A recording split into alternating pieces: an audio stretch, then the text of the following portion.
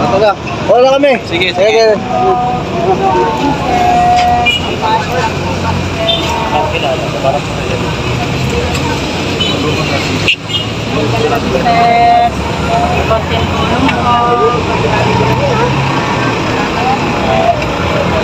That's how you share your blessing.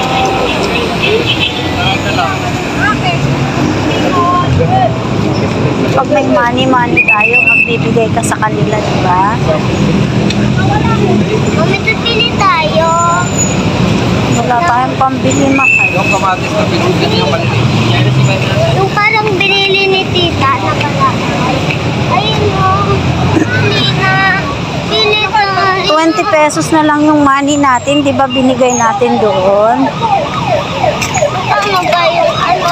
50 pesos.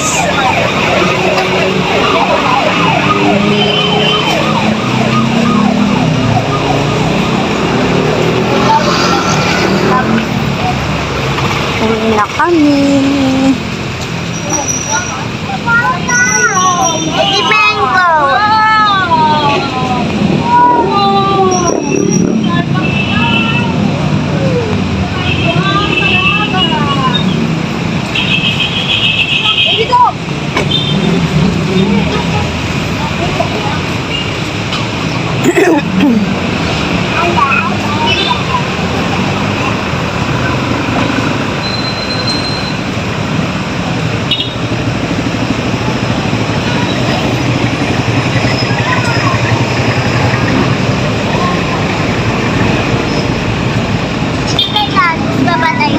Kasi ikaw na doon.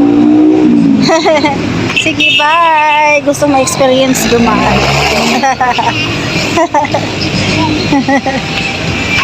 Gusto mo ulit kumain dyan?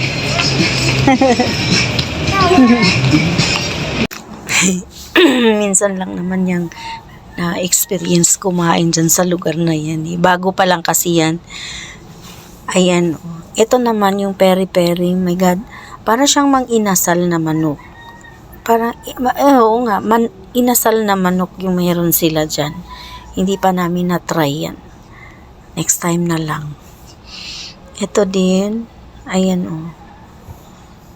Yan nga siya. Ayan yung manok o. Inasal. Oh, parang ganun. Ang bango-bango dito pag dumadaan kami dito. Nakakagutom talaga. Ang bango. Inasal siya. Niluto daw sa charcoal. O dito.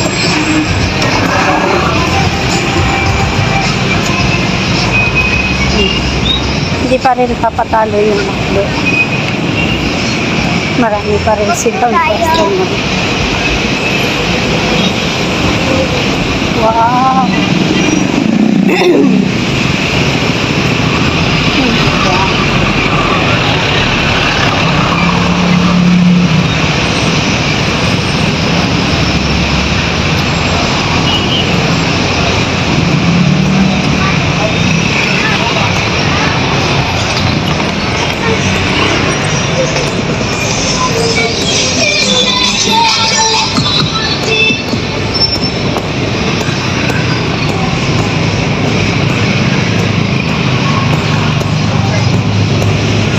Solid na.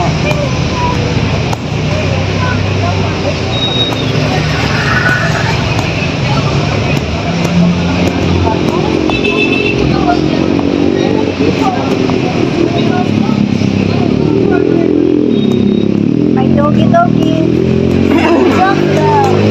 Doggy.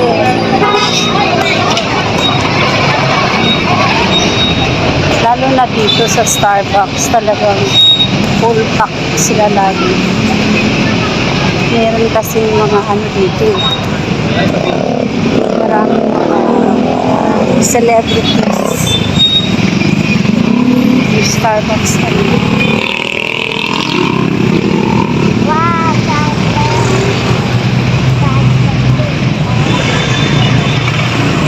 Away.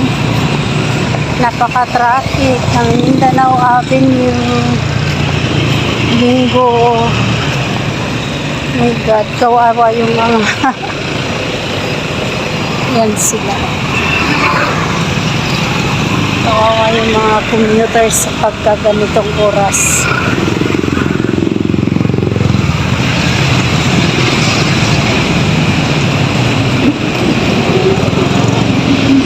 Hindi ko alam kung anong meron dito. Ayan yan siya.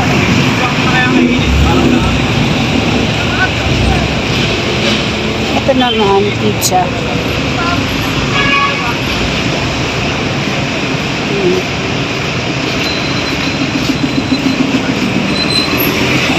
Dito naman, ano, parang